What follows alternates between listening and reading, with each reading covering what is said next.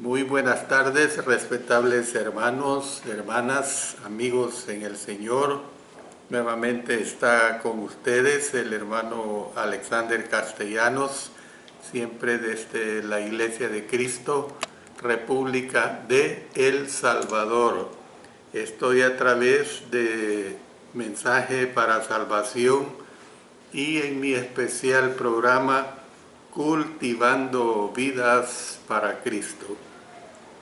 Comenzamos el lunes 25 del mes de octubre año 2021 un nuevo estudio acerca del libro de Colosenses o la carta a los Colosenses, como a usted le guste identificarla.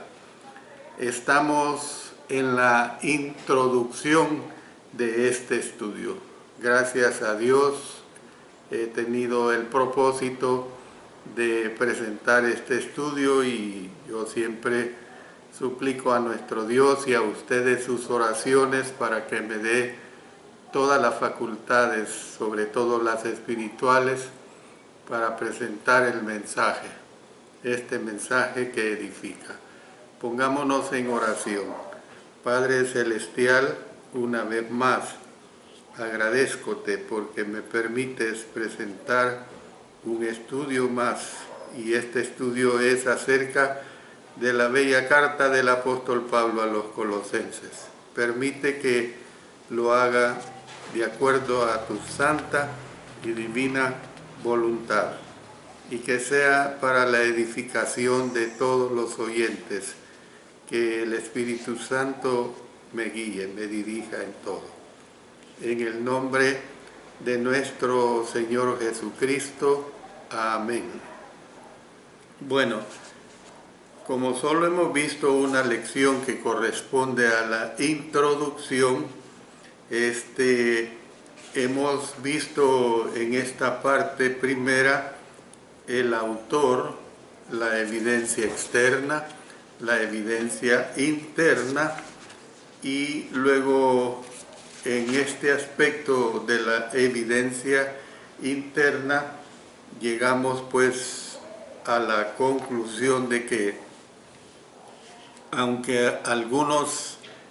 hay algunas diferencias, la mayoría de las maneras de expresión de Colosenses son paulinas, y hemos dicho pues que el peso de la evidencia interna apunta a que Gálatas, Efesios, Colosenses y Filemón tienen el mismo autor, o sea, el apóstol Pablo.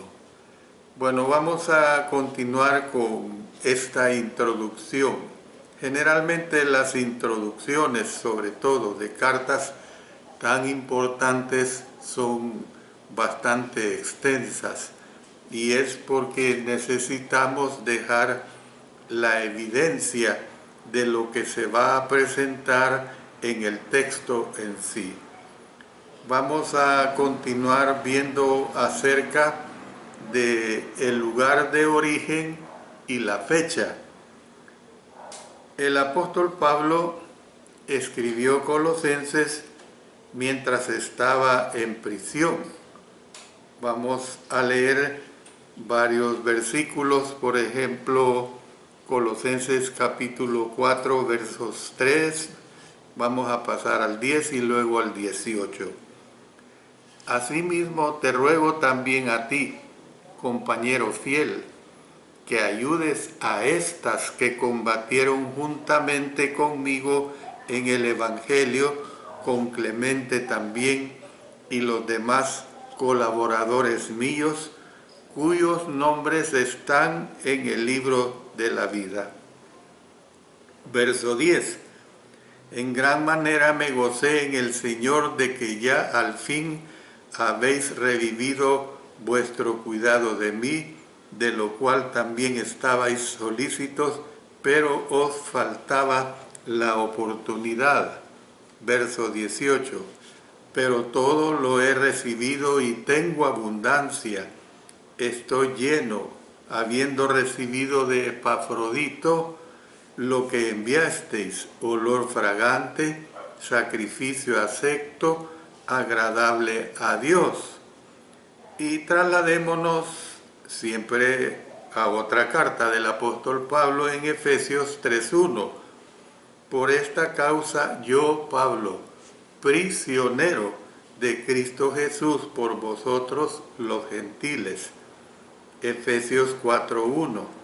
Yo pues, preso en el Señor, os ruego que andéis como es digno de la vocación con que fuisteis llamados. Efesios 6:20. Por el cual soy embajador en cadenas, que con denuedo hable de él como debo hablar. Y luego nos pasamos a Filipenses capítulo 1, versos 7, luego nos trasladamos a los versos 13 al 14 y verso 16. Como me es justo sentir esto de todos vosotros,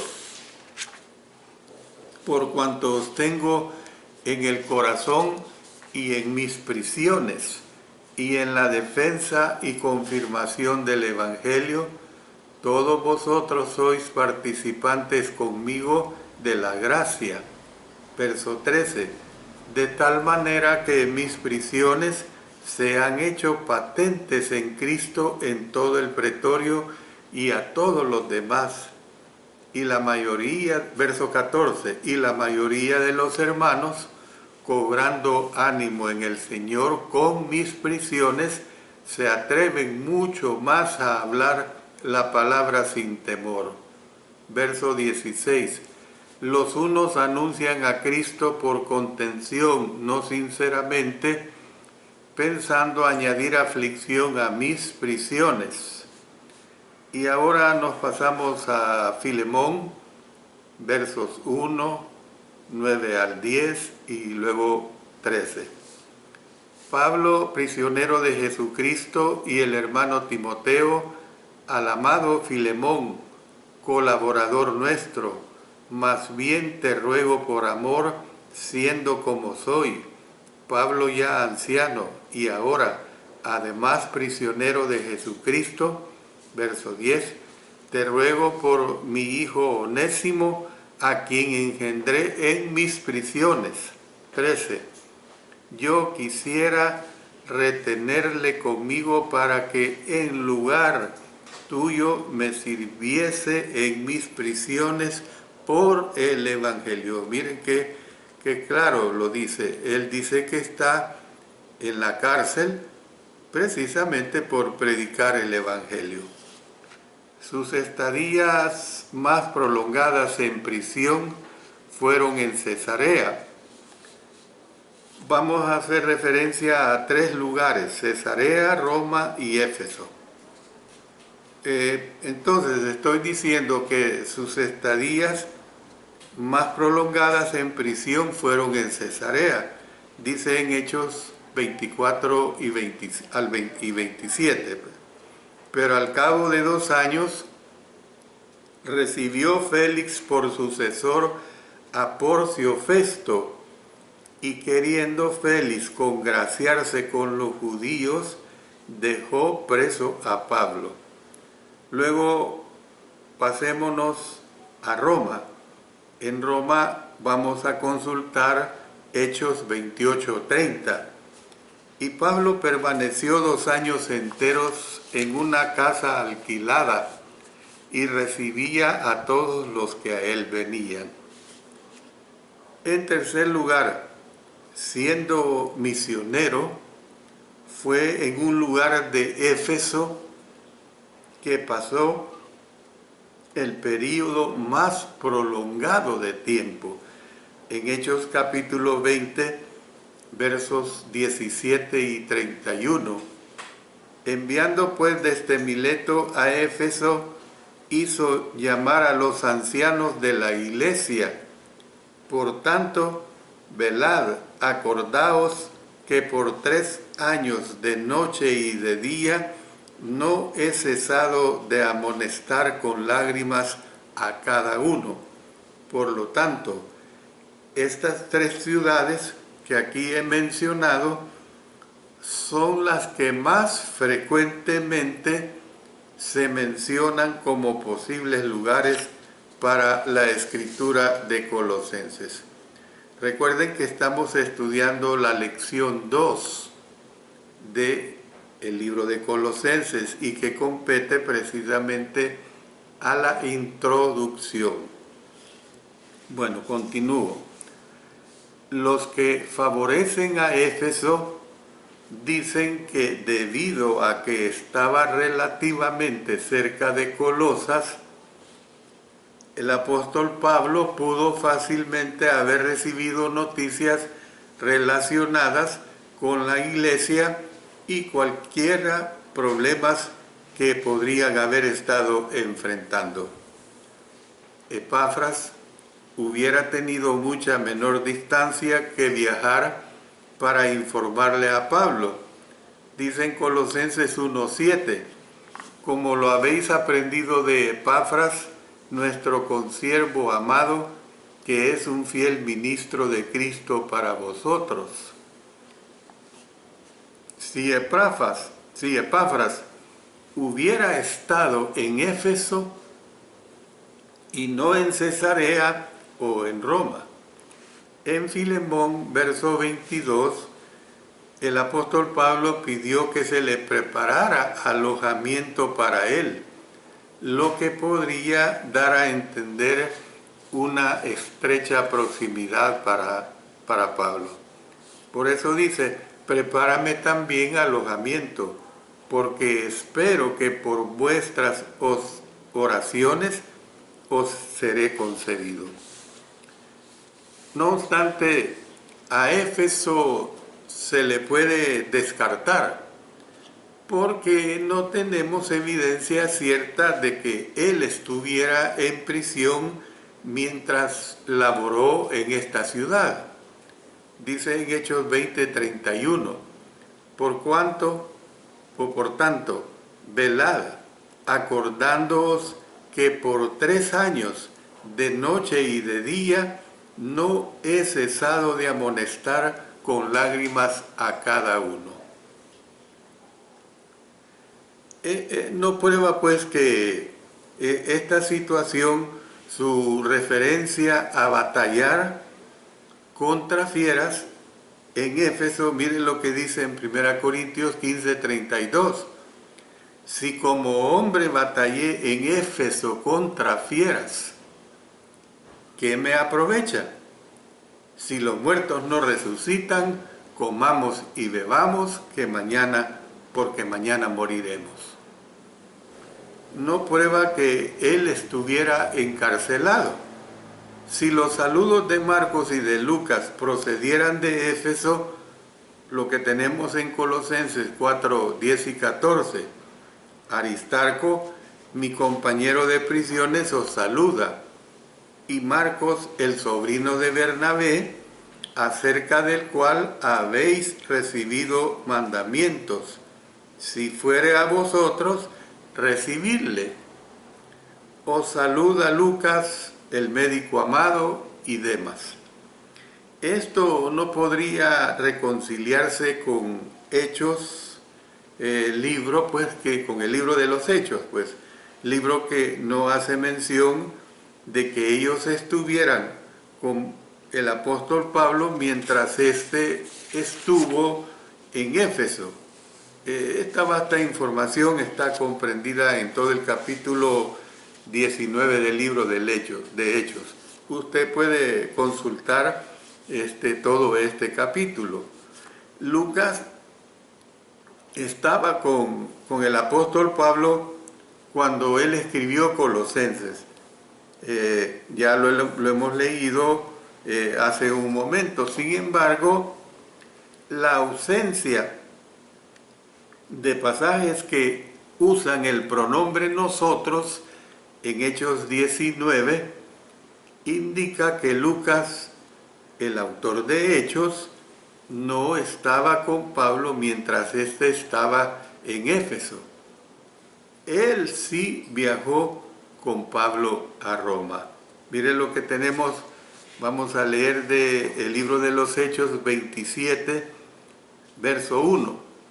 Cuando se decidió que habíamos de navegar para Italia, entregaron a Pablo y a algunos presos a un centurión llamado Julio de la compañía Augusta. Vamos a Hechos 28, 16. Cuando llegamos a Roma, el centurión entregó los presos al prefecto militar, pero a Pablo se le permitió vivir aparte con un soldado que le custodiase.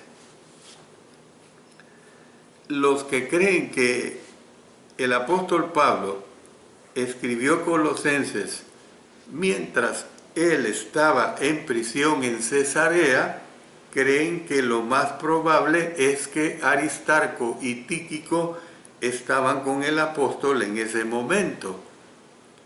Ellos estuvieron con Pablo cuando éste viajó a Jerusalén. Miren lo que dice Hechos 24.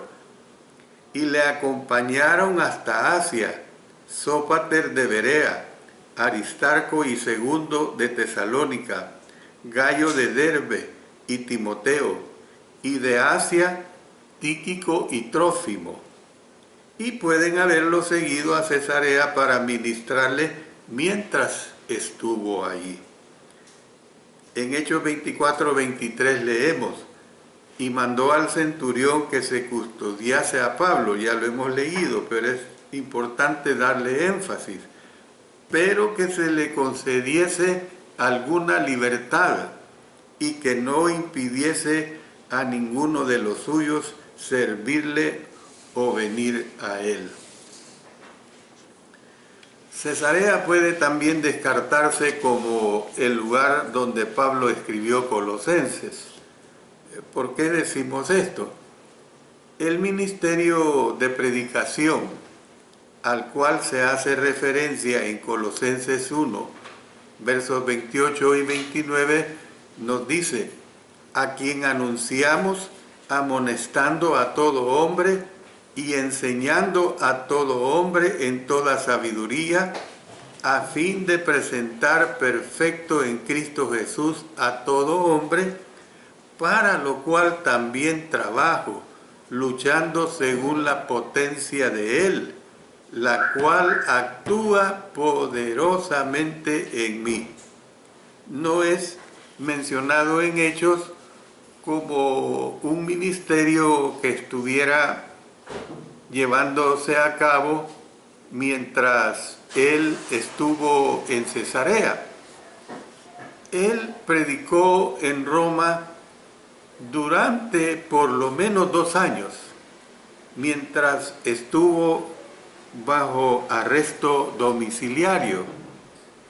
En Hechos 28, 16 y luego los versos 30 y 31 vamos a leerlos. Miren lo que dice: cuando llegamos a Roma, el centurión entregó los presos al prefecto militar, pero a Pablo se le permitió vivir aparte con un soldado que le custodiase.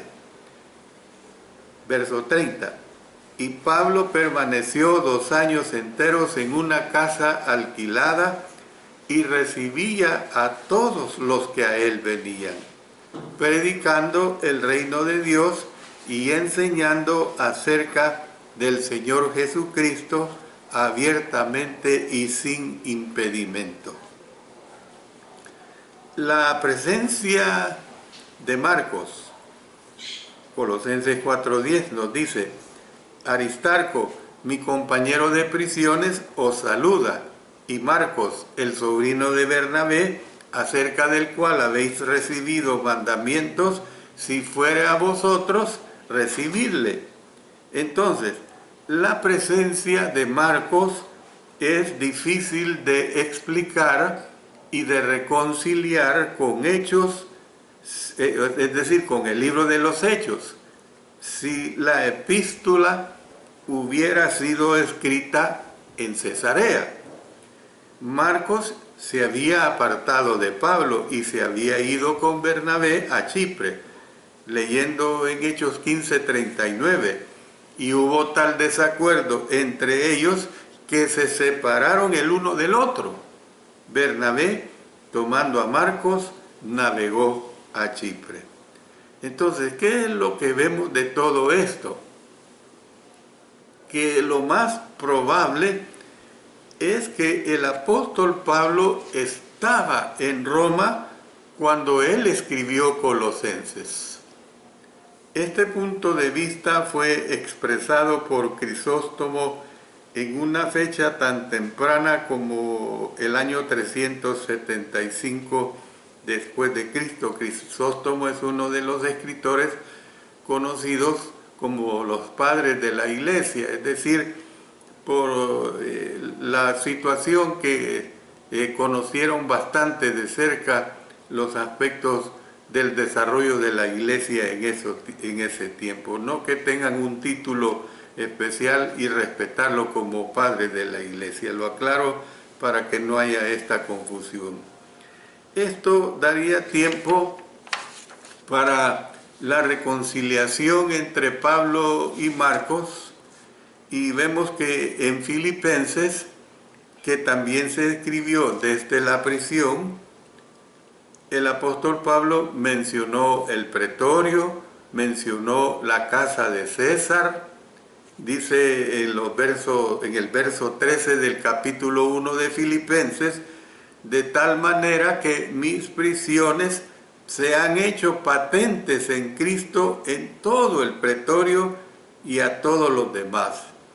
Filipenses 4:22: todos los santos os saludan, y especialmente los de la casa de César. Estas palabras indican que el apóstol Pablo pues estaba en Roma cuando escribió Filipenses. Si Pablo estaba en Éfeso cuando escribió la epístola, la fecha de la escritura sería aproximada entre los años 52 al 54 después de Cristo. Si la escribió mientras estaba encarcelado en Cesarea, la fecha sería cerca del 57 al 59 después de Cristo. Si la escribió, según se han concluido, mientras él estuvo encarcelado en Roma, la fecha de escritura sería del año 60 al 62 después de Cristo, que por supuesto es lo más probable que haya sido escrita desde Roma, y su encarcelamiento fue precisamente entre los años 60 al 62. Paso a otra etapa importante y hablo acerca del destino. La epístola fue escrita a los cristianos que estaban en Colosas. Hay dos maneras diferentes de deletrear Colosas en el idioma griego. Una de ellas es Colosai, con K al principio, con doble S, y la otra es bien parecida, Colosai. Ambas se encuentran en los manuscritos e inscripciones antiguas. Tal vez la primera era una forma antigua y la segunda era la forma que estaba en uso cuando se escribió la epístola. Hay que entender esto, que en los lenguajes, en los idiomas, hay una diversidad de variaciones de acuerdo a las etapas, de acuerdo a las épocas en que se hablan. El nombre de la ciudad puede haberse derivado de Colossus, con doble S y U, Colossus, una enorme estatua debido a la forma de los depósitos pétreos de la región. Se habla de que otra posible explicación es que el nombre surgió de la industria de la lana local. La palabra griega para la tela teñida que se producía ahí era colosinus, con doble S, colosinus, que significa púrpura. Ahora usted se dirá, ¿y por qué el hermano Alexander da esta información, estos detalles? Porque es importante que nosotros conozcamos el contexto de las ciudades, los lugares, los pueblos, porque las ciudades, los pueblos tienen idiosincrasias y estas situaciones incurrieron, mejor dicho, en la predicación del Evangelio. Colosas era una ciudad de Frigia, una región que estaba en el reino de Pérgamo. Cerca de ella había dos ciudades influyentes. Una era la Odisea, que estaba a 19 kilómetros al oeste, y Hierápolis a 21 kilómetros al noroeste. Cada una de estas ciudades tenía una comunidad cristiana cuando el apóstol Pablo escribió Colosenses.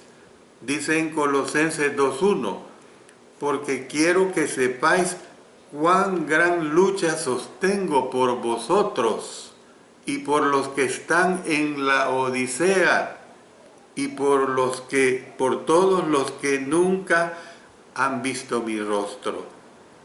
Luego pasemos a Colosenses 4:13 al 16, porque de él doy testimonio de que tiene gran solicitud por vosotros y por los que están en la Odisea y los que están en Hierápolis. Os saluda Lucas, el médico amado. Saludad a los hermanos que están en la Odisea y a Ninfas y a la iglesia que está en su casa. Cuando esta carta haya sido leída entre vosotros, haced que también se lea en la iglesia de los laodicenses y que la de la Odisea la leáis también vosotros. Es algo muy estimulante. Hay un nombre aquí que me encanta, me gusta el nombre Ninfas. Si tuviera otra hija, creo que le nombrara con ese nombre muy bonito, y más que se habla de hermosas virtudes de esta hermana. Éfeso, que pudo haber sido evangelizada antes que aquellas, estaba aproximadamente a 193 kilómetros hacia el oeste. Es como quien dice, dando un punto de referencia, como quien dice desde el centro de la ciudad de San Salvador a la ciudad de La Unión, que son casi 200 kilómetros. Nosotros tenemos un territorio extremadamente pequeñísimo. Tiene apenas 300 kilómetros de largo por 120 de ancho. Roma, pues, imagínense, Roma estaba a 1600 kilómetros por rutas del siglo I. A mí me gusta siempre aspectos geográficos, aspectos históricos, idiosincrasias de cada pueblo o nación. Y, por ejemplo, al hablar de que Roma estaba a 1600 kilómetros por rutas del siglo I, estamos hablando como decir la distancia del centro de San Salvador, del kilómetro cero que existe en el centro de San Salvador, o sea, la capital de El Salvador, a la Ciudad de México. Del kilómetro cero a la Ciudad de México, capital de todo México, pues, hay 1616 kilómetros, o sea, solo 16 kilómetros más. Esa era la distancia que se recorría en ese tiempo para llegar a Roma, dependiendo del punto de donde se partiera. Situada en el valle de Licus, Colosas tenía una acrópolis, ¿Qué es una acrópolis? Es un lugar fortificado en la parte más alta de las ciudades griegas de la antigüedad. Servían las acrópolis para defensa de las ciudades. Entonces, situada en el valle de Licus, Colosas tenía una acrópolis sobre la margen sur del río Licus, un tributario del río Meander, o sea, un afluente, pues. Colosas se erigía a la entrada de un cañón donde confluían dos ríos. El agua contenía una cantidad inusual de carbonato de calcio que formaba llamativas incrustaciones a lo largo de sus márgenes y que era ideal para teñir telas. Miren qué cosa más curiosa y muy edificante en cuanto a la producción del teñido de telas. A unos 5 kilómetros al sur, elevándose a 2.570 metros sobre la ciudad, como quien dice la altura, casi como la altura mayor que nosotros tenemos, conocida como el Cerro El Pital en Chalatenango. Entonces, elevándose a 2.570 metros sobre la ciudad, estaba Onasdag, o sea, conocido como Monte Cadmus. Y al norte estaba la cadena montañosa conocida como Mosina, con doble S e Y, Mosina. Se habla que un terremoto ocurrido en el año 61 después de Cristo, durante el reinado de Nerón, destruyó o afectó severamente a la Odisea, y es probable que afectara a Colosas y también a Hierápolis. Del valle de Licus se sabía que era asolado por terremotos y por actividades volcánicas. Bueno, ¿qué es lo que vemos? Varios siglos antes de Cristo, Colosas era una de las ciudades más ricas de la provincia de Frigia y era una ciudad líder sobre la ruta más importante que llevaba de Éfeso al río Éufrates.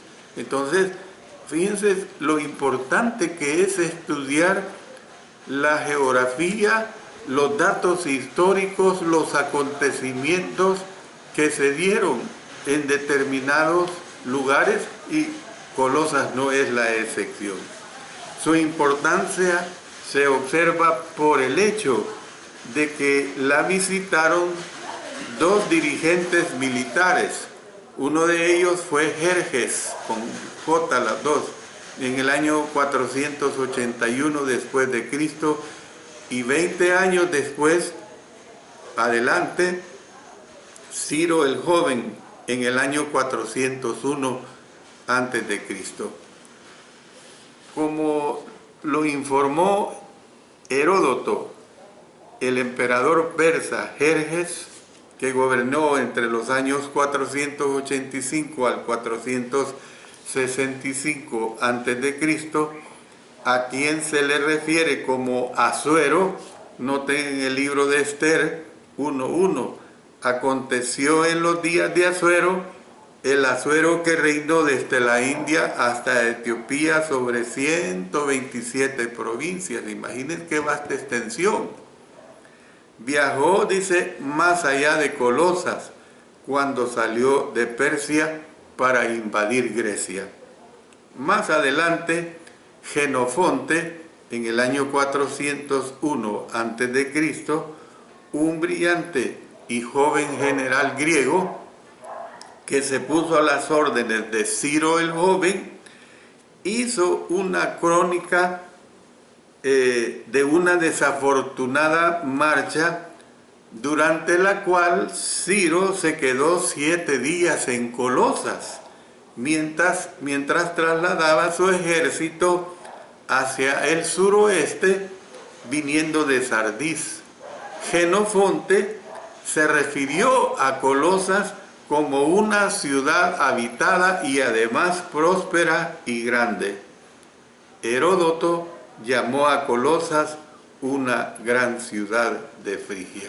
Qué interesante es saber todo esto, hermanos y hermanas, para sentirle más gusto, más sabor, cuando estemos estudiando la esencia de la carta en sí. Los primeros habitantes de Colosas fueron frigios autóctonos y colonizadores griegos. Al comienzo del siglo II a.C., Antíoco III, conocido como el Grande, importó 2000 familias judías de Mesopotamia y Babilonia a Lidia y Frigia, imagínense, para colonizar, pues. O sea, esto era algo muy importante. Es como cuando emigran personas a países como Canadá, como Australia, de nuestros países en masa. Eso es importante. Josefo, en su libro de Antigüedades de los Judíos, nos da esta información. Hay otro escritor conocido como Lightfoot, dio otro indicio de que un gran número de judíos vivían en el valle de Licus, fundamentando en el impuesto del templo, que precisamente era pagado por los judíos. En el año 133 a.C., el último soberano de la dinastía atálida legó el reino de Pérgamo al Senado romano y al pueblo romano. Por lo tanto, Colosas fue reconstruida como provincia romana. Después de esto, ella y otras ciudades de la región frigia no conservaron ninguna importancia política independiente. Que no se le olvide esto, que Colosas, cuando se escribe la carta, era una provincia romana. Para el comienzo de la era cristiana, Colosas se había convertido en una ciudad insignificante, imagínense, después de su esplendor, pues, al haber sido superada por la Odisea y por Hierápolis. El geógrafo Estrabo, escribiendo cerca del tiempo de Cristo, la llamó una pequeña ciudad. Imagínense hasta qué grado se llegó, pues, de ese desbalance, esa condición de ir bajando del status quo geográficamente, y la importancia como ciudad que llegó a ser. Colosas era diversa tanto en lo cultural como en lo religioso. Eso sí hay que tenerlo grabado. Era muy importante, pues, culturalmente y religiosamente. Que no adoraban a Dios, hablando de los no cristianos, eso no nos interesa, pero lo que estamos estudiando es la cultura de un lugar. Debido a que se ubicaba sobre una ruta comercial importante entre Oriente y Occidente, estaba expuesta tanto a las filosofías de la cultura oriental como a las de la occidental. Judíos de Asia y de Frigia, que podía haber incluido Colosas, estuvieron en Jerusalén en el día de Pentecostés. Miren qué interesante lo que nos dice Hechos 2, versos 9 y 10. Partos, medos, elamitas y los que habitamos en Mesopotamia, en Judea, en Capadocia, en el Ponto y en Asia, en Frigia y Panfilia, en Egipto y en las regiones de África, más allá de Cirene, y romanos aquí residentes, tanto judíos como prosélitos. Por lo tanto, es seguro, pues, suponer que la iglesia de Colosas incluía convertidos del judaísmo. El tratamiento que a Pablo a las prácticas judías en Colosenses 2:16 valida esta conclusión. Por tanto, nadie os juzgue en comida o en bebida, o en cuanto a días de fiesta, luna nueva o días de reposo. ¿Por qué es importante esto? Porque los gentiles no le ponían cuidado a las comidas. Ellos comían de todo. Para ellos no era ningún problema tal situación. La adoración de la diosa Cibeles estaba profundamente arraigada en el valle de Licus y es probable que se practicara en Colosas. En España hay un monumento especial a esta diosa Cibeles. Hay monedas de Colosas en las que se revela que durante el Imperio Romano, el Imperio Romano comenzó formalmente el 16 de enero del año 27 a.C. El pueblo pues adoraba a Isis, a Sarapis, a Helios, a Demetrio, a Salene, a Artemisa de Éfeso, a Diana la cazadora, así como a los hombres dios que eran autóctonos de Frigia. Hay que ponerle cuidado a esta provincia de Frigia. Aparentemente muchos que llegaron a ser cristianos fueron convertidos del paganismo. Miren lo que dice el 1:21 de Colosenses. Y a vosotros también, que erais en otro tiempo extraños y enemigos en vuestra mente, haciendo malas obras, ahora os ha reconciliado. Puede que los hombres de algunos, o los nombres, mejor dicho, de algunos de los colosenses añadan sustento a la idea de que algunos de ellos que tenían antecedentes paganos llegaron a ser cristianos. Los nombres de por lo menos 3 cristianos que se mencionan en Colosas conllevan alusiones a deidades paganas. El caso de Tíquico, del griego tuche, que equivale a destino. Epafras, forma abreviada de Epafrodito, que se relaciona con Afrodita. Y ninfas, de ninfadora, regalo de ninfas, imagínense. Termino yo diciéndoles esto, mis estimados hermanos. Colosas es hoy un montículo abandonado en Turquía. ¿Qué es un montículo? Es un monte de escasa elevación, sin importancia, pues. Hasta la fecha, jamás ha sido excavada. Unos 5 kilómetros al noroeste del montículo hay una aldea llamada Onás, a corta distancia, que lleva el nombre de Esquícer Adesli. Termino acá, hermanos. Yo les invito para el siguiente lunes, a las 5 de la tarde, hora del Salvador, a través de mi especial programa Cultivando Vidas para Cristo por Mensaje de Salvación, para que escuchen la lección número 3 acerca de la introducción del libro de Colosenses. Dios bendiga su bendita palabra y a cada uno de ustedes. Amén.